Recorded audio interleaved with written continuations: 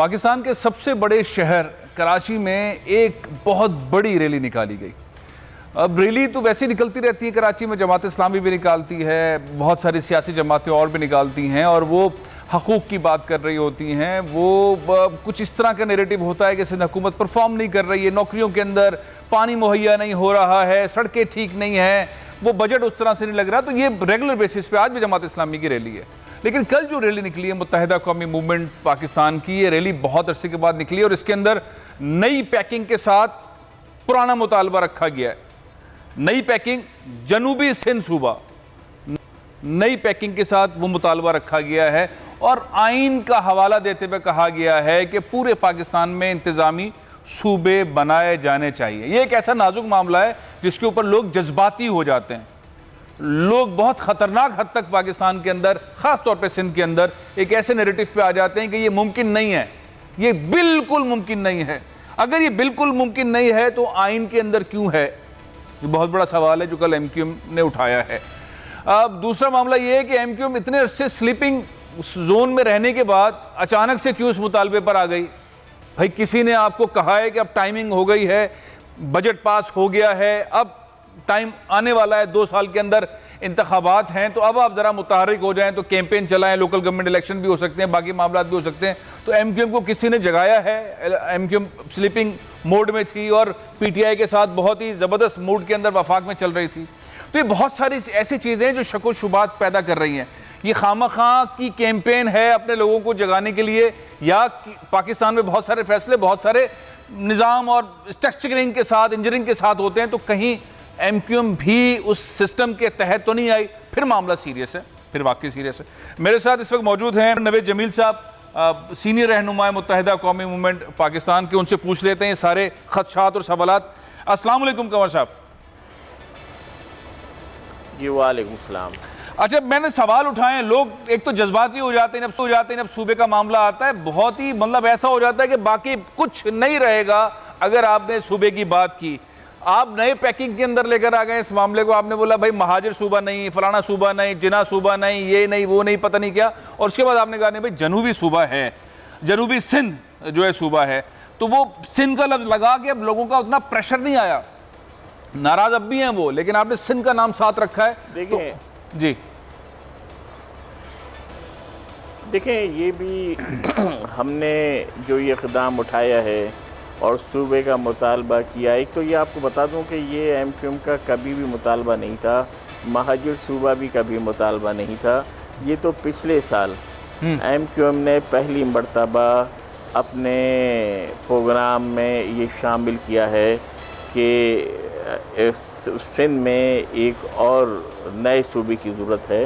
मैं आपको थोड़ा सा बैकग्राउंड से लेता चलूँ कि हम जो लोग हैं जो पाकिस्तान हिंदुस्तान से यहाँ हिजरत कर आए, ये इरादी पाकिस्तानी थे।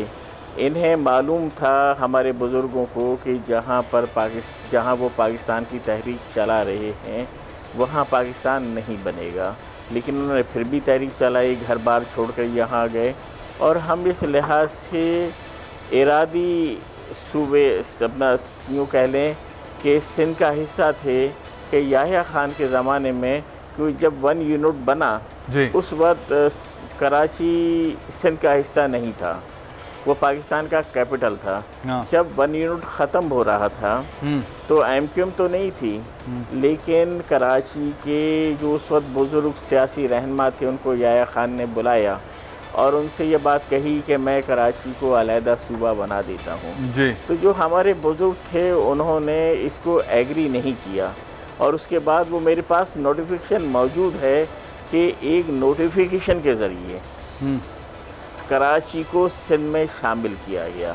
अच्छा, उसके बाद क्या हुआ कि हमें ना सिंध के लोगों से कोई प्रॉब्लम है और ना सिंध के सियासतदानों से प्रॉब्लम है, इसलिए कि सिंध के सियासतदानों में अरबाब रहीम साहब भी हैं, जाम सादिक साहब भी थे, लियाकत जतोई साहब भी थे और बहुत सारे सियासतदान रहे हैं। हमें प्रॉब्लम है जो पीपल्स पार्टी की मुतासिब हुकूमत और मुतासिब सोच और मुतासिब तर्ज अमल है। जब जुल्फ़िकार अली भुट्टो साहब के ज़माने में पीपल्स पार्टी आई, फौरी तौर पर कोड स्टम्प लगा कर और बिल पेश करके इसने महाजरों को मार मार कर अंदरूनी सिंध से निकाला, जो उन्हें क्लेम की मिली हुई ज़मीन थी उन पर कब्ज़ा हुआ।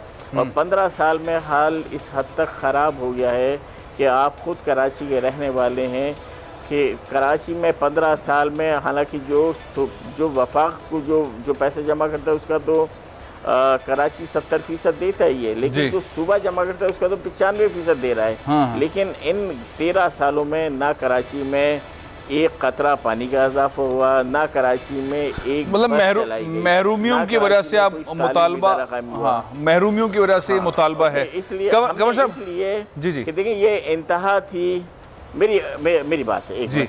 देखिए ये इंतहा थी कि कराची के नौजवानों को सरकारी मुलाजमतों से महरूम रखने के लिए लाखों जाली डोमिसाइल बना के कराची के बाहर के लोगों, तो इसके बाद हम इस नतीजे पे, ये कोई जज्बाती नहीं है। हाँ। राब्ता कमेटी के और पार्टी के मुख्तलिफ फोरम्स के हफ्तों महीनों पर इस पर वो चलते रहे, इजलास चलते उसके बाद इस फैसले पे पहुंचे, इस नतीजे पे पहुंचे कि हम इस पहुंचे कि अब ये चूँकि भुट्टो साहब ने ही बुनियादी तौर पर सिंध को तकसीम कर दिया था अर्बन सिंध में, रूरल सिंध में, लेकिन अर्बन सिंध का कोई इंतज़ाम नहीं था, तो लिहाजा अब अर्बन सिंध के लोगों के हुकूक पर डाका डाला जाता रहा। सब्सक्राइब करें और बेल दबाएं ताकि कोई खबर रह न जाए।